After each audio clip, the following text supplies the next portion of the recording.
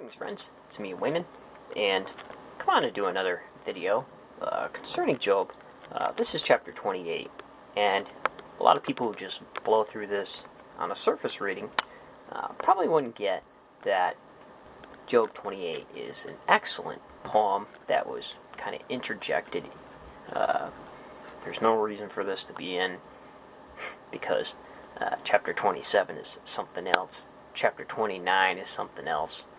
28 pretty much stands out by itself as a poetry on how hard it is to find wisdom.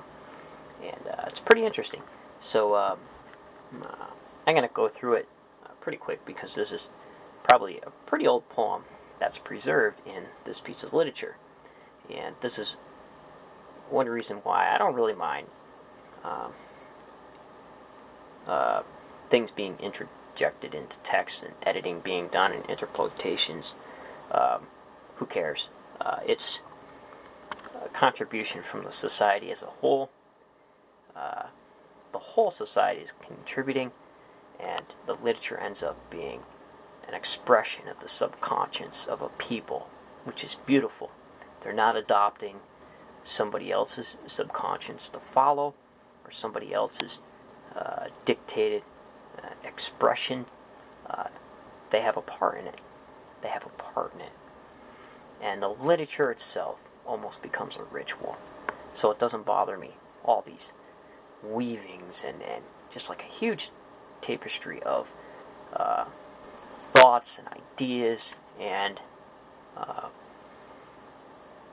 that whole framework gives us a window to look through at the multi-dimensional aspects of the Hebrew mind and the Jewish mind. So here it is, Job 28. This is out of the New Jewish Publication Society, Tanakh. There is a mine for silver in a place where gold is refined. Iron is taken out of the earth and copper is smelted from the rock. He sets bonds for darkness to limit man probes to rocks in deepest darkness. They open up a shaft far from where men live, in places forgotten by wayfarers, destitute of men, far removed. Earth, out of which food grows, is changed below as if into fire. Its rocks are a source of sapphires. It contains a gold dust too. No birds of prey knows the path to it. The falcon's eye has not gazed upon it. The proud beasts have not reached it. The lion has not crossed it. Man sets his hand against the flinty rock and overturns the mountains by the roots. He carves out channels through the rock. His eyes behold every precious thing. He dams up the sources of the streams so that hidden things may be brought to light.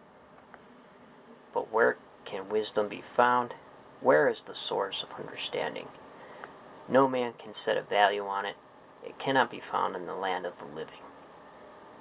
The deep says, it is not in me. The sea says, I do not have it. So, Tehom Amar Lo Vi Hi Vayim Amar Ayin Imide. Or Imadi. The Tahom, or the deep. Yam is a Canaanite deity.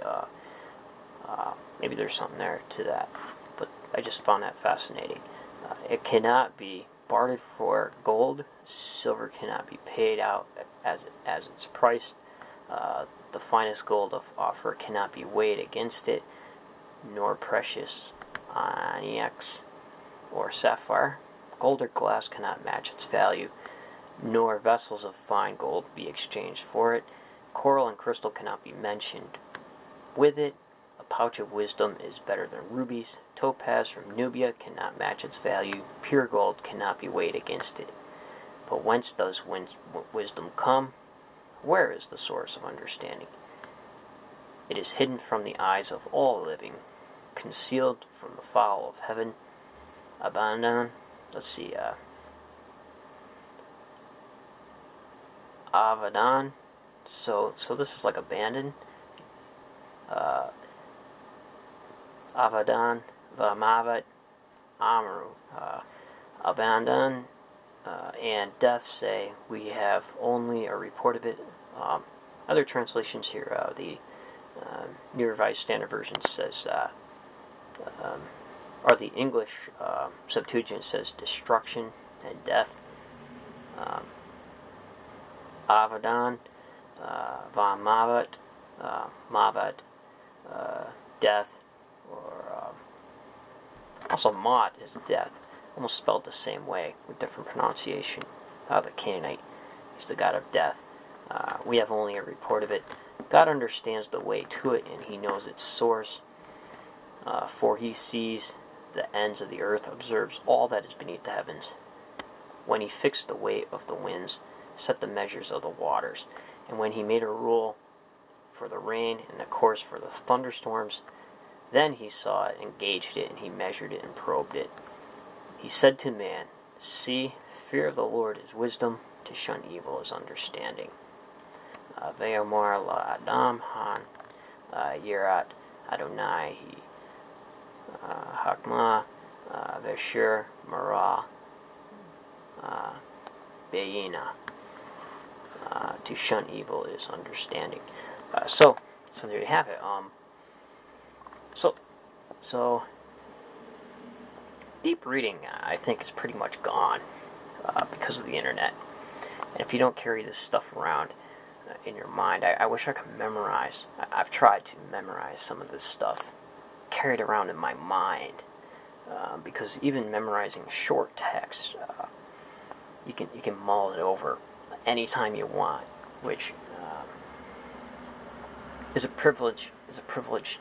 To do, mulling over these texts and living with them, and sometimes you even find yourself living such experiences. But with information at our fingertips, surface reading, we don't get into deep reading, and it's always somebody else's ideas that we just skim through and think that those are the answers, rather than actually finding ourselves living it when it drops in our lap.